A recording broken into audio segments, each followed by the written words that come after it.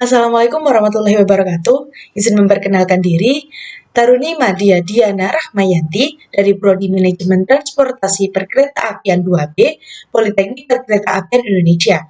Yang pada kesempatan kali ini, saya akan membahas sedikit tentang transportasi ramah lingkungan bantu turunkan tingkat polusi udara, di mana hal ini berkaitan dengan analisis dampak lingkungan atau AMDAL.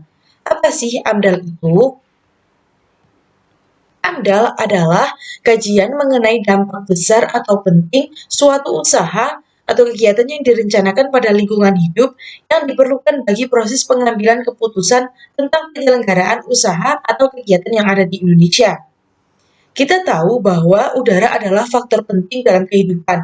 Namun, di era modern, sejalan dengan perkembangan pembangunan fisik kota, pusat industri, serta berkembangnya transportasi telah menyebabkan kualitas udara mengalami perubahan dari yang mulanya segar, namun kini kering dan kotor akibat dari terjadinya pencemaran udara.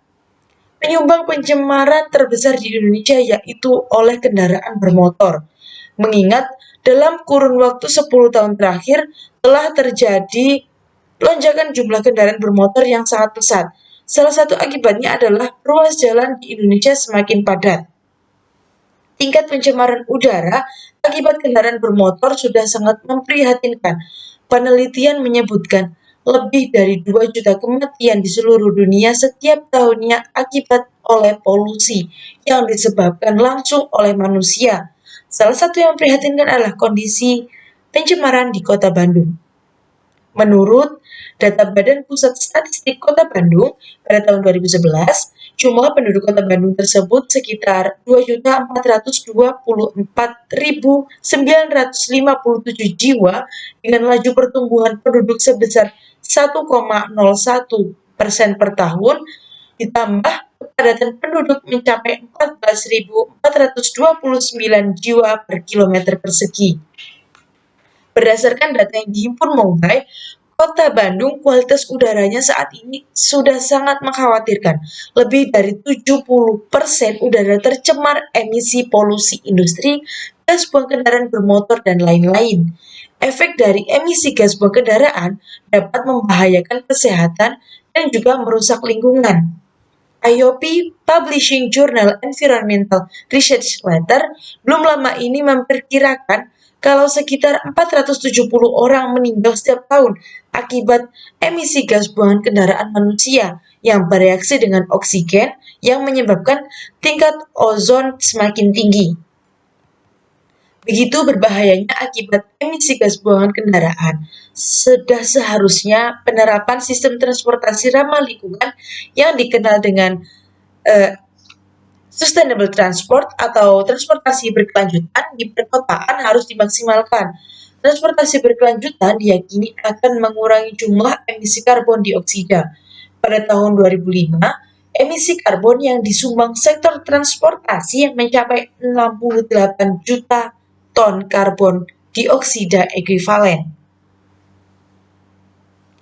Konsep transportasi berkelanjutan ramah lingkungan dimulai dari angkutan umum.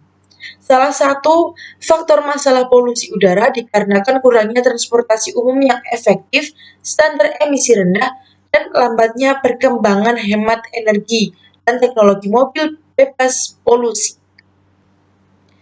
Kita mesti belajar penggunaan bahan bakar ramah lingkungan atau energi terbarukan untuk tiap moda transportasi dari beberapa kota besar di dunia. Salah satu energi terbarukan yang paling banyak digunakan sebagai penggerak moda transportasi di dunia adalah listrik. Salah satunya dengan membangun moda transportasi massal berbasis monorel di kota-kota besar. Mengapa menggunakan monorel menjadi pilihan? Dikarenakan moda transportasi ini menerapkan teknologi yang menggunakan energi terbarukan atau ramah lingkungan, tidak menggunakan BBM, dan hanya menggunakan power listrik DC. Moda ini memecahkan masalah kemacetan lalu lintas yang menjadi bengkel pencemaran udara. Pembangunan monorel harus terintegrasi dengan angkutan umum lainnya seperti angkutan kota, bus rapid transit atau BRT maupun dengan kereta api. Selanjutnya yaitu untuk mengurangi polusi udara dari gas buang kendaraan dapat dilakukan apabila stakeholder juga ikut terlibat dalam pengembangan transportasi ramah lingkungan ini, baik pemerintah, sektor swasta, dan masyarakat sipil saling bekerja sama untuk dapat berkontribusi dalam transportasi ramah lingkungan yang berkelanjutan. Sehingga salah satu hasil kesepakatan dari konferensi tingkat tinggi melalui transportasi berbasis lingkungan diharapkan mampu menghindarkan lingkungan dari 2,2 juta ton karbon dioksida dapat terwujud. Dan berikut adalah program dari pemerintah, yaitu program Langit Biru. Berdasarkan keputusan Menteri Negeri Lingkungan Hidup nomor 15 tahun 1996. Program yang bertujuan untuk mengendalikan dan mencegah pencemaran udara dan mewujudkan perilaku sadar lingkungan, baik dari sumber tidak bergerak atau industri maupun sumber bergerak yaitu kendaraan bermotor. Penyempurnaan dari segi desain maupun perlengkapan treatment emisi gas buang, penyempurnaan motor bensin maupun motor diesel juga akan diimbangi pemanfaatan bahan bakar yang lebih ramah lingkungan.